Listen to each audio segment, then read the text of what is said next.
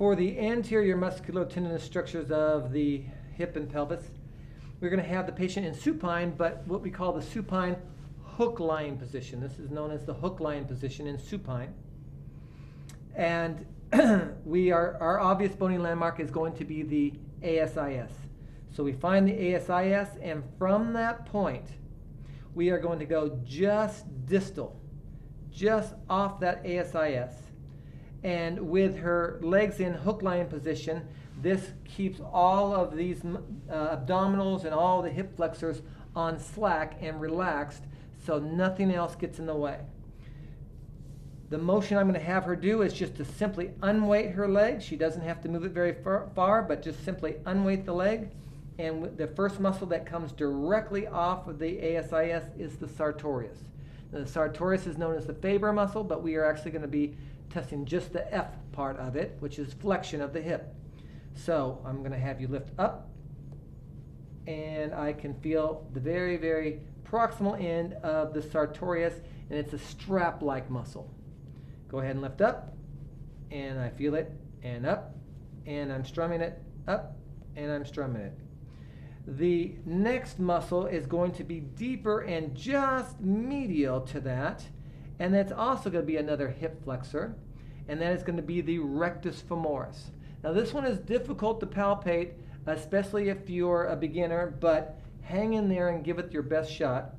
So you're going to go just medial to that, and you're going to feel more of a tendinous structure, and that's the tendon that actually attaches the straight head that attaches to the AIIS, or the anterior inferior iliac spine. And we're going to do that because it is also a primary hip flexor, so we're going to have them unweight their leg. And you know you're not on the sartorius because you just came off of the sartorius from the previous palpation. So go ahead and lift up, and it's a tendinous-like structure. Up, and a tendinous-like structure, and up, and a tendinous-like structure. From that point, our third muscle in a row, going medial, we are going to go medial to that, and this one is going to be a larger, flatter muscle, beefier muscle, and it is a hip flexor. It is actually two muscles as they come together past or below the inguinal ligament, so we stay below the inguinal ligament, and we are palpating just medial to the rectus femoris, and we're palpating deep, and is a beefy, flatter muscle, and this is what we call part of the iliacus and psoas major that come together to form the iliopsoas muscle. So I'm going to have you lift your leg up, and it's a flat, beefier muscle. Do you feel that?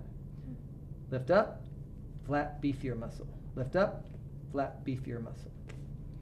Good.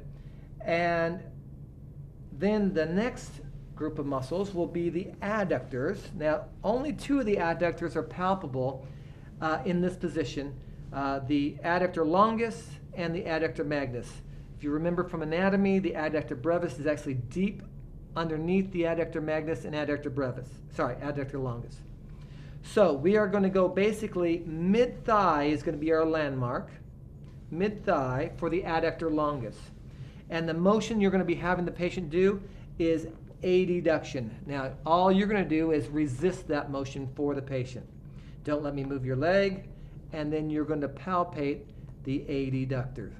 And this is the adductor longus, the adductor longus. Don't let me move you, and then I strum it. Relax, don't let me move you, and then we strum it.